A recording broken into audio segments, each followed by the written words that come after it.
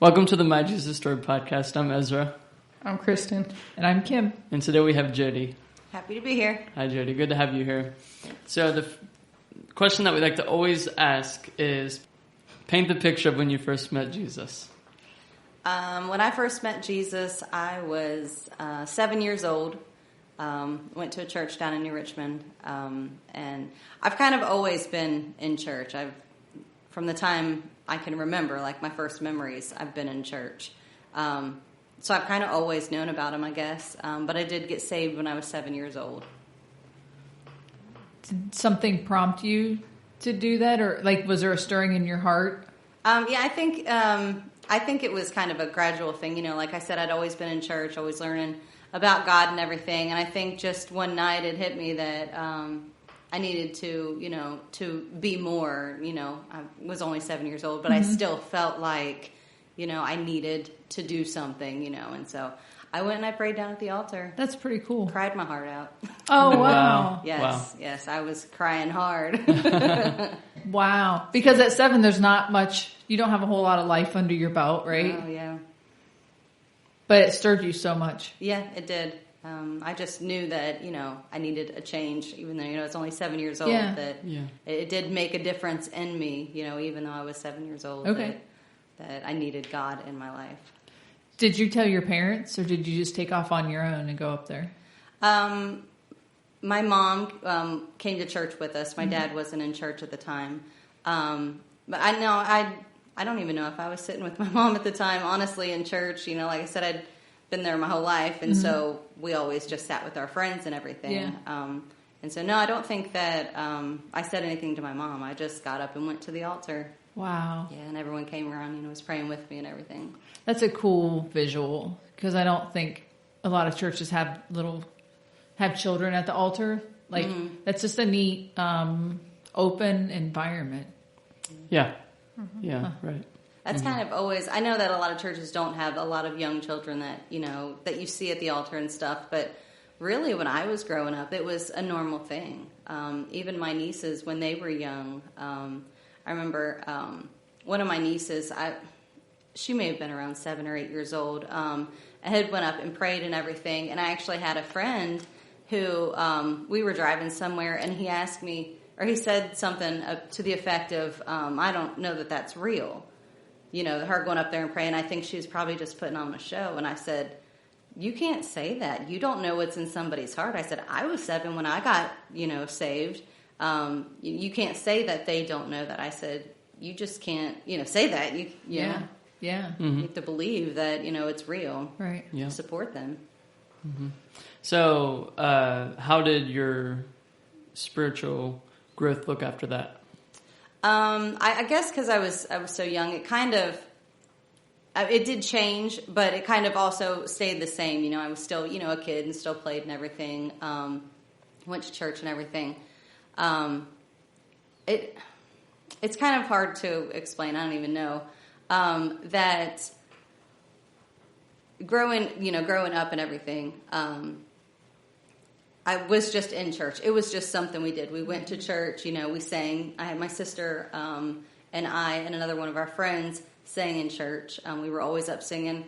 My mom was part of a singing group at one point, and we traveled around to a bunch of different churches. One of my favorite memories is traveling around to all these different churches and everything. And I guess more as a kid, I was saved, but I don't know that I really took it super, super serious. It was just, I was in church, and this is what we do and everything. So, and I wasn't a bad kid even, as I grew up and became a teenager and everything. We still just went to church and everything.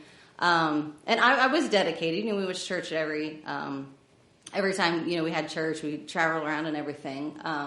But at one point I did step away from God. That's a long story. But just coming back, it was probably about a year ago that I came back to God. And this time is different. This time I'm real dedicated.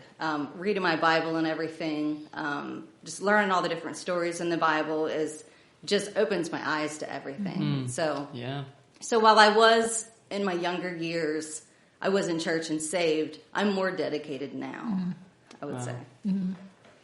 There's a ton of people who think, I got baptized, I attend church, I'm good. Right, yeah. But I don't know, but I'm not leaving it to chance. Right. I'm going to cross the T's, dot the I's. Right. And make sure I give myself the best chance of getting to heaven. Do you care if we get into the stepping away part? Not the details necessarily, but... Oh, it's fine. So, like I said, growing up, I was always in church and everything. My mom went to church with us and everything. My oldest sister, she's 10 years older than me. And so I remember her here and there being in church, but not being real super dedicated. And then I want to say I was in my late teens, early 20s, I guess it was. And my mom, when I was younger, she had Graves' disease, which is a thyroid issue. And then when I was in my late teens, early 20s, her thyroid grew back. And so I don't know if you guys know anything about thyroids or whatever, but it basically controls everything in your body. And it kind of like messed with her mentally. And so she ended up leaving my dad. And that kind of rocked my world. And then, so from that, she stepped away from church. My dad stepped away from church. And I ended up being the only one that went to church. And that's hard to be the only one.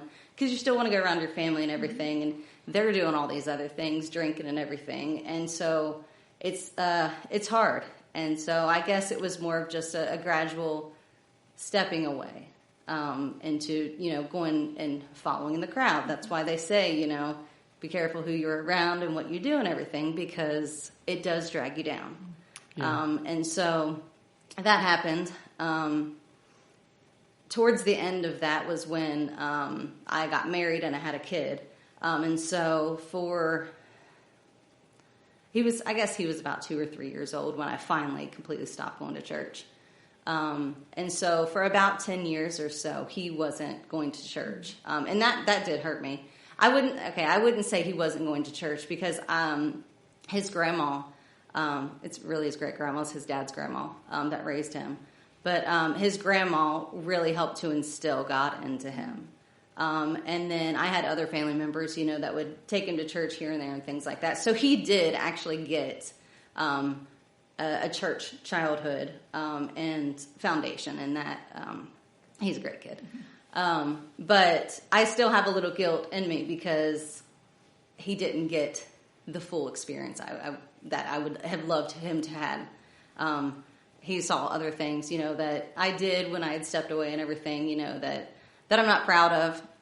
But he actually always encouraged me to come back to church. He was one that was always like, hey, and it had a lot to do with his grandma, because his grandma was always, tell him we're praying for him, and, tell him we'd like to see him at church and things like that. And so it was always, in the back of my mind. Throughout the whole entire time, God never left me. I always had the urge to go back to church. It's always where my heart has been. Mm-hmm. And so it kind of was hard to be out in the world away from God. Yeah. You feel, the time with other things. But it was always in my heart to be back into church. It was always my intentions to get there. There was always something. I'm like, well, after I do this, or, we had concerts to go to or whatever. Mm-hmm. I've already paid for those. So after this concert, I'll start going to church. And you get out of the routine of going to church, like it's part of your life. And so on Sundays we get up and we go to church, Thursdays we go to church, in the evening, and you get out of that routine. And it's kind of hard to get back into that routine. Also get into the mindset of, oh yeah, I got to go to church tonight. So I don't know if I answered your question. Yeah. Okay. Yeah. But I did eventually, make my mind up. I was like, okay, I really got to get back into church. My son's getting older, and I need him to have a godly life too. So, wow. What is your present day relationship with Jesus? What does that look like? Oh, I'm 100% in. He is my life. I go to him for everything. I try to pray about everything. I don't want to say I pray about everything, but I try to pray about everything and leave it in his hands, if I'm going through a hard time or whatever. But it's all God, 100%. Is there a struggle? Everybody struggles with something. Yeah. Is there a struggle that you have left or try to surrender, and either you pick it back up or you've dealt with it and you've left it behind? Nope, I'm not picking that up again. Yeah. So as I was, going to come on this and everything, I was trying to think of things I wanted to talk about and everything. And this was actually one of them. Growing up in church, always being in church, I didn't feel like I had much of a testimony. Aside from everyone's like, oh, it's great, you've always been in church, you never experienced the world and stuff. And I always felt like, I guess I was not missing something, because I liked being in church, but I just didn't feel like I had a great testimony. And I just been in church, it's just been my life, But then when I stepped away and had all the experience of the world, which, by the way, is nothing. You're not missing anything out there at all. Yeah. But started doing, some things while you're out there. And it does attach to you. And I don't have an addictive personality. There are some people who get addicted to things quick. They take drugs or whatever, or I don't even know, just addictive personalities. Mm-hmm. They take on somebody else's personality, or right. sayings, things like that, because they have an addictive personality. I don't. I've always been who I am, done my own thing. Never let things control my life. But I don't know if I could say this on here. But while I was out in the world, I did start smoking pot. And I really enjoyed it. I'm not going to lie. I enjoyed it. And then going back to church, I don't know that I have an issue with medicinal marijuana. I feel like if you need it to help you, it's all natural, mm-hmm. That it's okay to use. I don't have any reasons to use it, though. So that was something I had to give up. That was really hard to give up. It was. I struggled with it for months. It was always in the back of my mind, and I know that was Satan, saying, you can do it, you're your own person, you can do it, it's not going to hurt you, do it while you're at home, you don't have to do it on church days, things like that. But it attached to me. It really did. And it was something that I struggled with. And me and my husband were going out of town on vacation down to Tennessee. And I thought, well, when I go down there, no one's going to know me, I can do it down there. I can get some gummies, whatever. No one, I don't even have to smoke it. I can just do gummies or whatever. And it really was convicting me. But it was just in the back of my mind, like, well, you could. Nobody's mm-hmm. down there. They're not going to know you or whatever. And so finally I prayed one day. I'm like, God, if this is something that you don't want me to do, it is wrong. I didn't feel like I should do it. But it was still in the back of my mind, like, I could, I was like, God, if this is something that I really don't need to be doing, take it from me. I don't want it anymore. In an instant, it was gone. Wow. An instant. Like, miraculously instant. Like, not that I don't think about it, because Satan does still put thoughts in my mind, but it's not there constantly anymore. Wow. Yeah. And so, if I could encourage young people, or people, who've been in church, and they're like, I've been in church most of their lives, and they're like, what's the world about? Don't do it. It's not worth it. Things attach to you. Evil stuff attaches to you, attaches to your soul. And it's hard to get rid of them. It really is. And so, yeah, that's just something I would say is, it's not worth it to get that stuff attached to you, because then it's, something you struggle with. Yeah. Mm-hmm. Becomes bondage. Yes, bondage. It really does. Yeah. Yeah. But yeah, God delivered me of that. I thank him for that. Because really, it was the only thing really that, like, I did drink, but I never really liked to drink. Mm-hmm. I would just drink to get drunk. Mm-hmm. I wouldn't drink, just social, or, at my house or whatever. Like, it was always out, socially and stuff. So that was never something that I really cared about. Mm-hmm. Never got into smoking cigarettes or anything. I tried a couple times, and I'm like, I don't know what this is all about, because it's gross. But the pot, I did like it. Mm-hmm. And that attached to me. Mm-hmm. It brought me under bondage, really. Mm-hmm. Yeah. Mm-hmm. So, yeah, it's not worth it. Wow. Wow. Yeah. That's, I love stories like that. Yeah. Where you turn it over to him and he... Yeah. It was amazing. In an instant, it was gone. Yeah. Wow. Yeah. So after committing your life back to God. Mm-hmm. How has God changed your life? How has God pursued you? How has God grown you? What does all that look like right now? I definitely have grown in God. Again, going back to stepping away from God, it's not worth it, because there was kind of a growth period, a learning period of getting back into like what I needed to do and everything. The guilt, for one, the guilt and shame of stepping away was something I had to grow through. My husband was a new Christian. We both we both got saved. I came back to God. He got saved.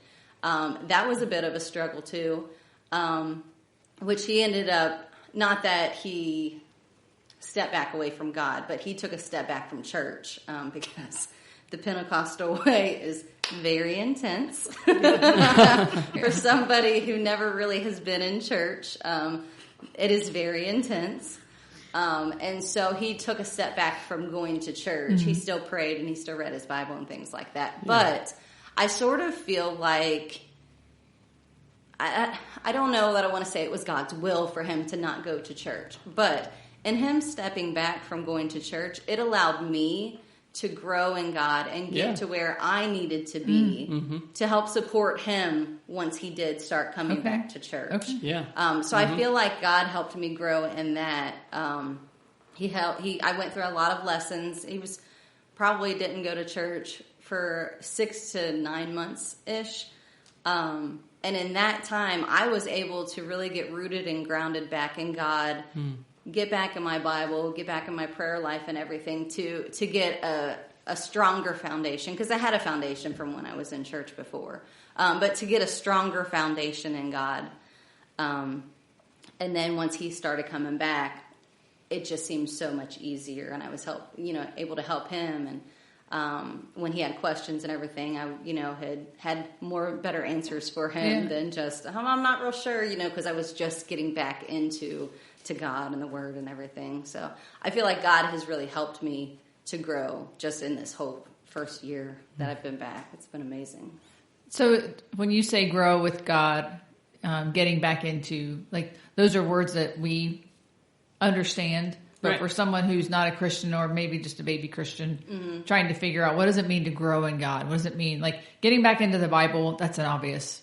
You're reading the Bible more. Yeah. Are you listening to worship music? Are you doing a small group Bible study?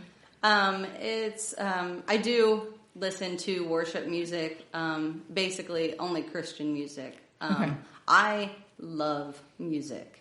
Music is really a big part of my life. And so it was kind of hard going back to church and only listening to Christian music. I didn't want to listen to the secular music because I'm starting a new part of my life and everything. Right. But I just felt like Christian music just wasn't there. It wasn't as good, which they say that, Satan was the angel of music. And so that's why secular music, is so drawing. So I do listen to worship. And as I've grown in God this whole year, the songs really have started to resonate with me. And I think that was part of the hard part was the secular music really resonated with me. And so I felt kind of a disconnect. Yes. But in growing in God and listening to the worship music, I've started to connect with it more and get deeper into it. And then also part of growing in God is relearning to rely on Him, to give all my problems to Him because He wants them all. So that's also part of growing in God is learning how to rely on Him and to give Him your all. How do you do that? You have a problem. I can't think of something offhand, but something comes up. I understand because my husband struggles with this too. He's like, "How do I give myself over to God?" Yes. And I don't know that I really have much of an answer for it. I've always been an easy laid back person. I don't worry about a whole lot. I try not to worry about a whole lot, I should say. But I just let a lot of stuff go. If I can't control it, why am I worrying about it?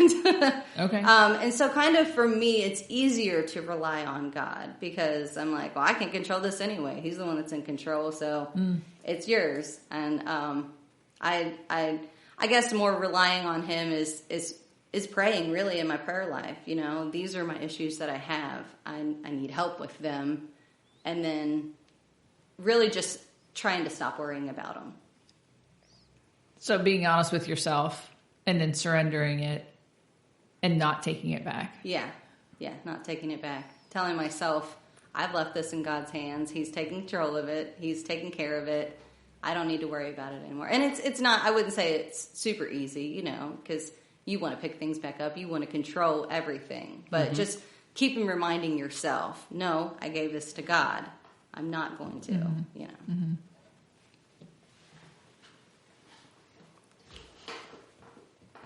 What is the unique way that God uses you? That He uses me? Yeah. I've always felt like I've been called to pray for people. So I feel like God uses me that way. It's part of the reason I sit on the front pew, so I don't have to get out of the pew to go and pray for everybody. And because I'm right there, you know, I can go up and pray for people. I don't know. I pray for people. I don't feel like I'm the best person with the most eloquent words to pray for people, but it's real in my heart when I pray. The words I say, I mean. And so I feel like God does use me to pray for people. My sister thinks I'm amazing, and I'm like, I think you're crazy. She's like, sometimes the words you say, because I work with my sister, and so we talk about God all day long, basically. And so we, you know, bounce ideas off of each other and everything. And so she, you know, just things that we say to each other and stuff. She was like, those are just things that I wouldn't even think about praying about or using those specific words to pray for people. Like Kristen's mom, she had came up to me she came up to a group of us a while ago to pray over the youth. And she said, I want you to pray, you know, that God will lead, guide, and direct their paths, that I'm trying to think of some of the things she said, of course I can't think of it right now, but literally she said like 3 or 4 different like things to pray over them, and they were things I had already been praying about, word for word. Wow. Praying about. Yeah, and I was like, well, I'm already praying that way. Like it sometimes, like I'll be praying, I'll get an unction to pray about something over somebody.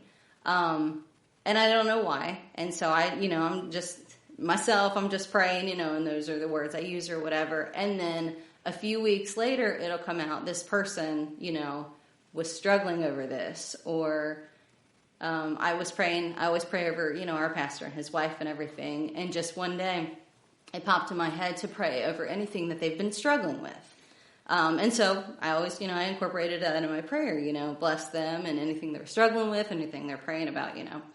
And then it was a few weeks later, and the pastor opened up to us about how his brother had passed away, lives down in Florida, and that he had really been struggling with it. Mm.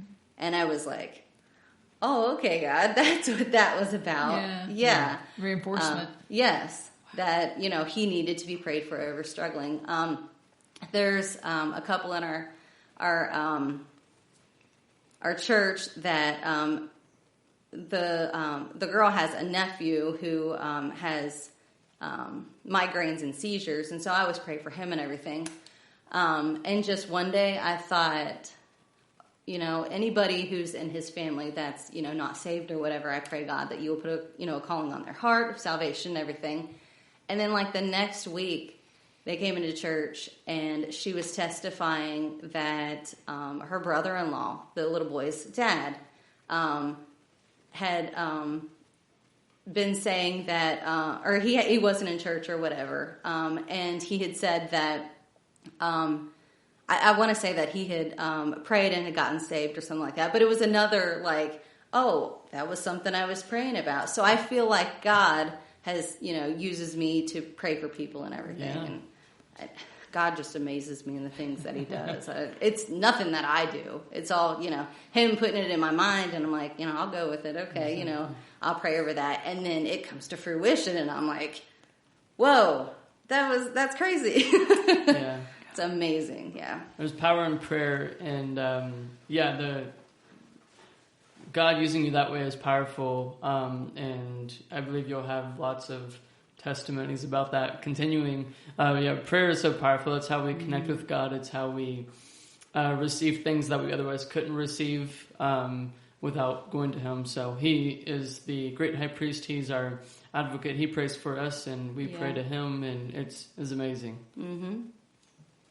And not many people get to see their prayers pan out. Yeah. So that is a further encouragement. Yes. Yeah. That I know, that God's, using me for his work. Yeah. Because it's nothing that I'm doing. It's definitely not me. Like a spiritual gift. Yeah.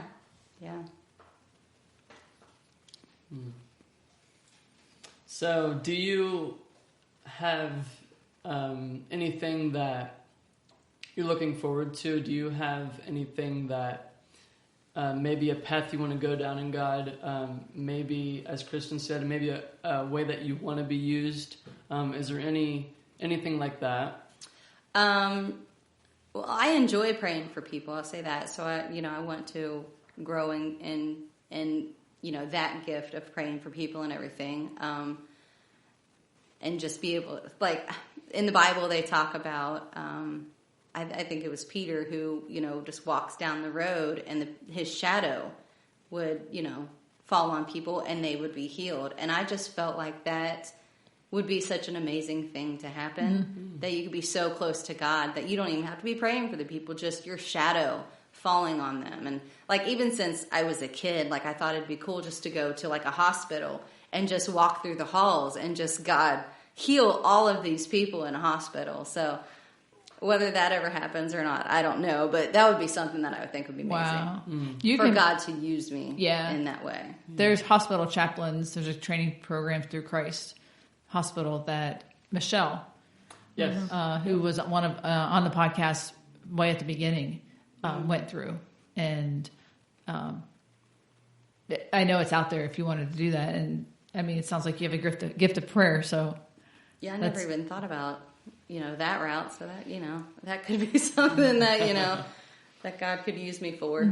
I was telling Kristen a couple weeks ago when we were practicing songs that I have big grandiose ideas in my mind. And so one of them is to learn to play the keyboard, because, our piano player at church, eventually she's going to want to not play the piano all the time. And so, like, in my mind, like, I have this big grandiose idea, that I'm going to be able to play as well as her, which is never going to happen because she's amazing.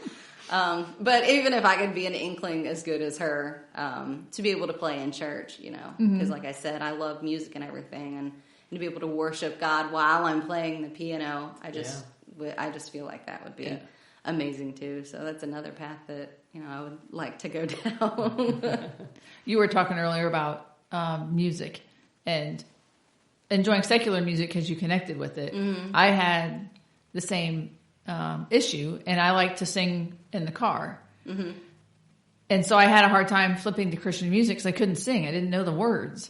That was, another issue. Yeah. Is all these new songs. I knew all kinds of songs, back when I was younger, and all the songs now are new. And so I'm like, I don't, it might have been part of the reason I couldn't connect with them is because I didn't know the words Correct. to them. Right, same, yes. Yeah. And so it took a couple of months of flipping on Christian music and then flipping back because I didn't know the song. And then flipping on, well, I'll be darned, there's that same song, I recognize that. Right. And then pretty soon you recognize more than you don't. And I do wish God would have given me a better singing voice, though. Well, as my dad says, even if you can't carry a tune in the bucket, you can carry the bucket. Yeah, well, that's true too. Yeah, I because sing. He said the same thing. He really can't sing. I'm not going to try to lie. He really can't. But he still sings, and he gets up with us with me and my mom. And my other sister my sister who, she can't sing either, but she still gets up and sings her heart out, because it's for God, you know. It said, make a joyful noise, that's to the Lord. What I do too. Who's to say what joyful is, or who's to say, what joyful is. I hope the people in church in front of me just appreciate my noise. Yeah. When you're in a struggle, or when you're questioning, or when you're trying to figure things out, is there a person or a story in the Bible that you fall to, or you go to, reminded of? I guess for me, my example is obedience. Mm-hmm. Noah was so obedient. Oh, okay. And so I kind of marvel at his building this huge ark when there's no such thing as... There was never rain. Yes, exactly. Yeah. I don't know that there's anything specific. I don't know that there's anything specific as you ask the question. Like, stories come up on my mind, and I'm like, oh, that is something I could rely on, and come back to. And I was thinking about the woman with the issue of blood, and just how much faith she had that if she could just touch his clothing, he didn't even need to say anything to her. He didn't even need to see her. She just knew that if she touched his clothing and just had the faith, that she would be made whole. And so that is a big one that I, could rely on is, the woman with the issue of blood. Just having faith that regardless of what's going on, God's going to take care of it. Right. Right. You are the third person in 3 different scenarios that has brought that scripture up, that story. And so whenever that happens to me, I perk up and say, all right, I'm going to have to dig around this weekend and try and figure out what he's trying to say to me, because she's the one who touched the hem of his garment. Mm-hmm. Yes. Yeah. Mm-hmm. Yes. So I'm going to have to dig into that and find out what that means, because it's funny that you're the third person to bring that up. All right. That's my number. When he tries to get my attention, it usually comes in 3s. Oh, okay. And I had 2, and I was like, well, maybe it's just coincidence, but you're number 3. Yeah. So, all right. Yeah, there are no coincidences with God. Yeah. I always say that. And I always try to pay attention to things. Like you said, you're the third person that's brought it up. Things like that spark my mind too. Like, oh, I need to be paying attention. What is trying to be said here? What's trying to be done? Is it something I need to do? Is it something, I need to help somebody else with? Just whatever. Just perk up to God and see what he's doing. Right. Because if you just pay attention to just even the little things in life, God is always moving, always doing something. Yes. And to see the things happen is just amazing. Right. Yeah. So I'll be interested to see what God has for you. That means I'm going to actually have to sit down and stop and spend time or meditate. You're going to have to be intentional. I'm going to have to be intentional. You're exactly right. Yeah. How have you grown in the Bible and in the knowledge of God's Word? And what is something you are working on applying and praying about right now? I feel like that was like 4 questions. So, I guess just since I've been back with God, just really reading my Bible more. When I was younger, we went through a program. It was called the Missionettes. And there were, different classes and stuff. And when we started it, I would have been, in the older class. And so they had like daily readings to do, and so when you read your Bible, I basically was reading it just to get, through that and everything. And I would read my Bible and everything. I wouldn't say consistently. But since I've been back with God, I try to read, at least 3 or 4 chapters every day. And just to read the different stories in the Bible, ones that aren't even talked about, and just, they're so interesting. Like I was reading, I started at the beginning of the Bible, and if anybody started at the beginning of the Bible, Exodus, Leviticus, those are hard to go through because they're, laws and everything. Right. It was a struggle to get through that. But even in reading through the laws and everything, there was a law that a king, I think it was a king, had been saying or whatever, and it was that if someone had done wrong, that they would get 40 lashes. And, you know, I guess they would be made right or whatever. But when I was reading through it, when I read that they would get 40 lashes, I thought, you know, the guilty man would get 40 lashes. I thought, Jesus only got 39 because he wasn't a guilty man. Yeah. And I was like, oh, and all these laws and everything, I did come out with, you know, a revelation. And I thought that was amazing. And then reading just all the different ones. They slip little stories in there on you and you're like, wow, that's neat. When King David had been drove out and Absalom had taken over for him. And then he was coming, King David had decided he was going to come back against Absalom and everything. And I don't remember exactly what countryside it was or whatever, but it said the fight was on this countryside. And in it said, the woods took more lives than the sword that day. And I was like, the woods? Like, the animals and stuff, like, we're fighting also, like, God... In my mind, I believe, is what it's saying, is God was using not only the men to fight Absalom's army, he was using everything. Oh, wow. Animals, the trees and everything. Wow. Like, yeah. And I was like, oh, wow. And to even confirm that, right on down from that was when Absalom was riding on a mule, and his head got caught in a tree. Yeah. Yep. And he got pulled up, and the mule kept on going, and I was like... that tree grabbed a hold of his head. Like, that was crazy. So, like, just those little stories in the Bible, I'm just, like, amazed by them. Like, they're so cool. Yes, they're so neat. I'm amazed by everything that God has done in my life just in this last year. Like, it's just been so amazing. So, just reading my Bible and really getting into it is, you know, been amazing. And I think there was a second part to your question. I think you got it. Oh, okay. What is something you are working on applying and praying about right now?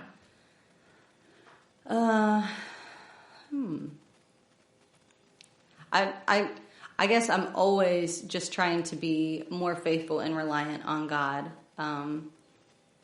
Giving my finances over to him, you know, just everything given over to God, because he controls it all anyway, you know. My mom talks about how she, I'm not sure how long they've been back, because they did step away and they came back. I guess 5 or 6 years ago, I'm not sure. I think it was around this time I started going to Bethel, so around 2020, I think is okay, what she so said. about 5 or 6 years ago. And she said, you know, just since being back, she feels like a little kid. Like, when you're a little kid, you know, your parents take care of everything. They feed you. They provide for you. You know, everything is there for you. She said, and she feels like that way in God, that she doesn't have to worry about anything. She doesn't have to worry, you know, where money's going to come from or whatever, because she fully relies on God. She can be a kid in God because she doesn't have to worry about anything. Yeah. And so I, you know, try to remember that, like, yeah, I can just be a kid in God and not worry about anything because he's got it all under control. Oh, that was going to be my next question, was do you remember what the first it's good to be home feeling was when you came back to church? Like, obviously you get filled up with things when you're with Jesus that you don't get when you're away from him. Oh, yeah. So do you happen to remember, was it peace? Was it forgiveness? Was it mercy? Was it just love that he showed you first? All of those, really. Just to even have the opportunity to come back to him. Like, he didn't have to accept me back. Right, you know, right. I could have went off while I was away from him. I could have died, you know, and I knew that every day. Every day I thought about that. Like, if I were to die today, you know, if I'm out drinking, you know, I'm going to hell, you know, and so that was always in the back of my mind. But really, it was just the love and the forgiveness, you know, that I got from him, and just stepping back into church, really, it was like, I'm home. This is where I need to be. This is where I always am supposed to be. My heart has always been with God. I did go out and do all those things, but it was always, right there, like, come on back, come on back, And so it was the love and the forgiveness that really was, I'm home. It's good to be home. Have you gone to the same church your whole life? No. I grew up in a church down in New Richmond. And then when I guess I was probably 14 or so, it was a little before that my dad got saved. And he started going to Bethel Church. But his family wasn't there. And he felt like God was telling him, you need to be with your family. And so he had to make the heartbreaking decision to leave this, amazing church. Not that the other church wasn't amazing, but it wasn't his home. And so he had to make the heartbreaking decision to come to, where we went to church and everything. But then we did eventually move to the other church. We felt, a drawing to go to the other church. So we moved to the Bethel Pentecostal Church of God. And that is my home church. That, unless God moves, will always be my home church. So what is it about the church people? Because the church is the people, not so much the building. Right. What is it about that location, that environment that you like, that you enjoy? It's the freedom. A lot of churches are regimented. We come in, we do this, we do this, we do this. And our church, our pastor, is willing to go with the Spirit and how the Spirit is moving and everything. And is we're open to the Spirit moving, and we don't always have to have preaching. If the Spirit's moving, we go with that. And so it's the freedom and the liberty to really worship God and, to serve Him. And so I feel like that's what I love about this church is just the freedom to do what God wants us to do and not be regimented. Yeah. It's 2 minutes now. It's time to move on to whatever. Right. It's 6:00. We got to start church. It's 8:00 or whatever. We got to end it. Yeah. If the Spirit's moving, we move with it. So I heard about a service recently at the end of the revival. Yeah, we text you about that. Yeah, that one. Yeah. Were you at that particular service? Okay. Yeah. So you guys are cracking me up. What these guys, Kristen and Ezra, both texted me and said the Spirit was moving. It was heavy. I can't remember the words that you used. Yeah, pretty much just moving powerfully. Okay. It was, especially among the youth. Right. So how does that? Did you feel the same thing? And can you put that into like a picture? Can you put that into words? Is there a way to help people understand what does it mean when the Spirit moves? Like, how do you? It's obviously powerful because everybody talks about it. Right. But what does it mean to somebody who's not ever experienced it? Oh, sorry. No, it's okay. It is hard to put into words. I've talked about this a lot with, other people, and they talk about how, and with my husband also, who hasn't really had a whole lot of experience. And so he was like, what do you mean rely on God? How do I, do this? How do I give something up, that I'm struggling with? And so it is kind of hard for somebody who has never been in church or isn't as experienced as somebody who has been raised in it. And so it's kind of like second nature to us to just go with the flow on it. I don't know. God was trying to think like how to even explain it. I don't know. It's kind of hard. It's just a feeling. It is kind of a feeling. It's exciting. It's kind of like an energy, like a buzz or whatever. You can get a buzz from drinking in the world and stuff. But this is a different kind of buzz. It's like uplifting and like the feeling is kind of hard to explain. But that God is moving, and you get excited for people to see God move on them, to see them growing in God. And it was really a good night, a big night for the youth. Like there were a lot of youth that had went up to the altar and we're praying, we're getting, blessed and everything. And like getting blessed is like getting that welling up in you. Okay. They, say it's like a wheel within a wheel. It's just a churning, in your body that, as God's moving and you just go with it, Like So a renewal, like a... Yeah, a renewal. Yeah. Okay. Yep. All right. God filling you up, Yeah. filling your cup. Yes. Overflowing your cup, really. Yeah. Mm-hmm. Not just a filling to the brim, it's overflowing, like almost more, sometimes than you can handle, because we have mortal bodies. And the spirit, is so willing, but your body can only handle so much. Exactly. Yes. It's spiritually exhilarating, but physically exhausting. And I think about that a lot, about how, our bodies, which is exactly what you just said, and when we get in heaven, we'll be in the full presence of God, and just how amazing that will be. And just a little bit of touch. God only touches us because our bodies can only handle just a twinkling of God's presence. Mm-hmm. And so imagine being in the full presence of God. I don't. Yeah. It's hard to imagine. Yeah. Yeah. We can't even imagine. Correct. It, truly. Yeah. Go ahead. I think that's been one of my prayers. It comes from a song that I heard, because I'm big on music too. But it's, I want to know what it feels like when heaven touches earth and I'm caught in between. That's kind of been where my prayers been. Okay. Yeah. Like transitioning from a religion to a relationship. Yes. Yeah.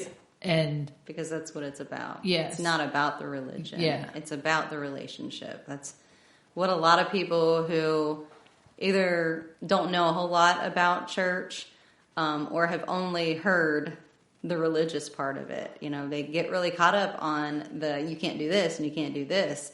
Really, it's not even about that. Mm-hmm. It's about the love that God has for you and the personal relationship that He wants with you. Yeah. It's, and once, you give into that, to that love and to that relationship, you stop wanting to do all the stuff that, is you can't do this and you can't do this. You don't even want to do it anymore. Exactly. Yeah. I want to stop doing that and get closer to God, because it's such an amazing feeling to be in His presence that I strive for that every day. Mm-hmm. Yeah. Exactly. Yeah. So the in between that you were talking about just now, Kristen, do you have a visual? Do you have a visual for what that looks like? Not really. I mean, I feel like I came close to experiencing that back in 2020. But I don't know. Okay. I don't really know how to answer that. Okay. But 2020, God did something in my life that I think I shared with you guys a while back. I was just in a really depressed place because of COVID and stuff. Mm-hmm. And my parents were essential workers, so they were at work. And that whole couple months, I had stopped eating, really. It was starving myself, and I would get alone with God and pray. And May 17th, I went to the altar, just kind of being tired, sick of being sick. Yeah. And I'm not one to cry in public at all. Like, you won't see me shed a tear. But that day, I cried a little. And the ladies in my church at that time, this was before we went to Bethel, they started praying around me, and I think it was my mom let out a shout, and like it was a really loud shout. And all I remember is, next thing I know, I'm getting off the ground, but I can barely stand up because the presence of God was that strong. Mm-hmm. Yeah. And it was a peace I've never felt before. Wow. Yeah. That's kind of how I imagine that, though. I feel like it's almost something that you have to experience on your own. It sounds like it's something you have to experience, because you can't It's not Put it into you can't words. put it into words. It's something that Sure. really you have to experience. Yeah. My dad always says it's better felt than talked about. Mm-hmm. Do you then, both of you, or all three of you, Ezra, if you want to weigh in, do you find yourself seeking that feeling again? Do you get caught up in finding that feeling again versus finding the maker of that feeling? That's a good question. That is a good question. I feel like at times we can get caught up in chasing that feeling just because it's such a powerful feeling, and we would always want to feel like that. Truly, always want to feel like that. But yes, it is important to not go by that feeling and to not chase that. But it is important to seek God and just making sure that you're, being pleasing to Him.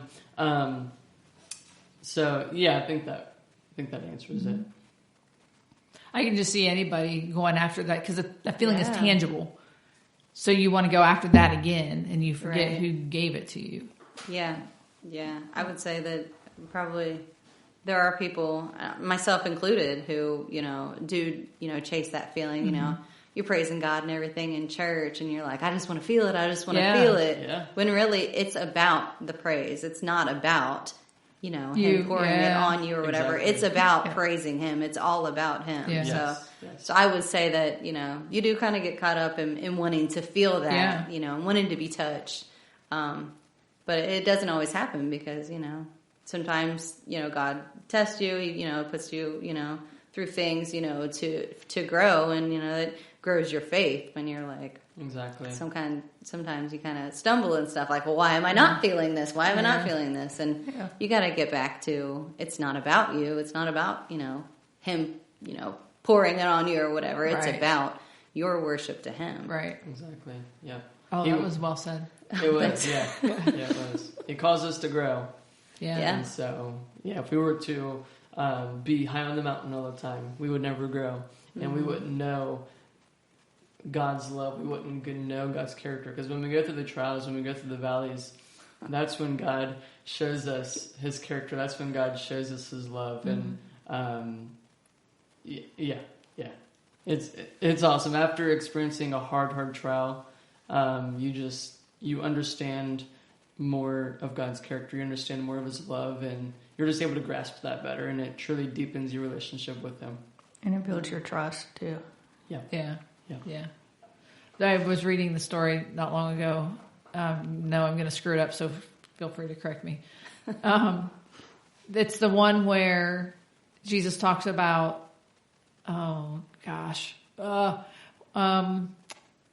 he talks about like a forgiveness of a debt, and who's going to be more joyful, the person who owed a little or the person who owed a lot. Okay. Yeah. That kind of a thing. Yeah. That's what it reminds me of.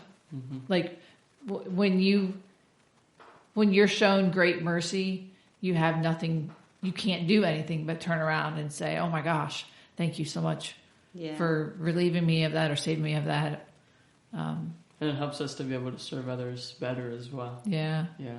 When we receive God's love, we're able to share that love onto others. Yeah. When we receive His grace and His mercy and His forgiveness, we're able to pour that into others as well. Right. And that's where impact comes, and just people through believers and through the way believers have been blessed by God, touched by God, through the way God has revealed Himself to believers, we are therefore able to be able to pour that into others, and others are able to experience the character of God through believers. We've just taken over your podcast. No, it's fine. It's completely your fine. episode. I'm sorry. No, it's fine. I enjoy it. Yeah, that's good. That's good. Yeah. You want to do it? Did you close your ears when we asked it earlier? Robbie's already said it in front of the whole church on Sunday. Yeah. So. Yeah, I had asked Kristen, what the name of the podcast was and stuff, because I was a little nervous, and so I was like, I don't know what, I'm going to say or whatever, and I know I had said that I'm not a talker, and I feel like I've talked so much, but, so I was going to listen, previous podcasts and everything, and I thought, well, I don't really want to do that because I know that you guys have some questions, that you ask everybody, and I don't want to be influenced by their, their answers or whatever. Although Robbie did do the one, although I feel like everybody has the same answer basically. Most everybody. But I think for the first few months, it was a lot of different answers. Really? Yeah. I wasn't expecting that at first. I know. Same. Yeah. It was interesting. And one of them, it's always interesting too how you see people put their flair on where on where it's happening. Like in my mind, it's always happening in heaven, but we had someone and it was happening on earth. Yeah. And I thought, I never thought about that. It's just where her mind was that day. It was interesting. So, like, the question, because I don't think we've asked it, is if Jesus was sitting next to you on a bench. Yeah. Is that what it is? What are you going to say? Yeah. So when I thought about the question, I thought about myself on earth. Mm-hmm. I didn't think about it in heaven. You did? Okay. Yeah, I did think about it on earth. I mean, the answer basically would still be the same, thank you, because I'm so unworthy of anything he, ever does for me, just dying on the cross for me. I don't know that I would really be able to speak, honestly. I feel like if he was sitting there, I would just be so awestruck, like, oh my goodness, you're so amazing, what would I even be able to say to you? But probably just, thank you, for everything that you've done, just getting me to where I am in my life. I've always felt like I was, led by God throughout my entire life, whether I was in church or not, I've always felt God in my life. And I'm so unworthy of that. He's been so faithful to me, even when I was not so faithful to him. And so thank you really does, doesn't even sum it up, honestly. It's not even good enough words. But, thank you. Yeah. Yeah, agree. Well, thank you, Jodie, for coming on. It was such a blessing having you. Yes. It's great being here. Thank you for listening to today's episode. Join us next episode for another encouraging testimony on My Jesus Story podcast.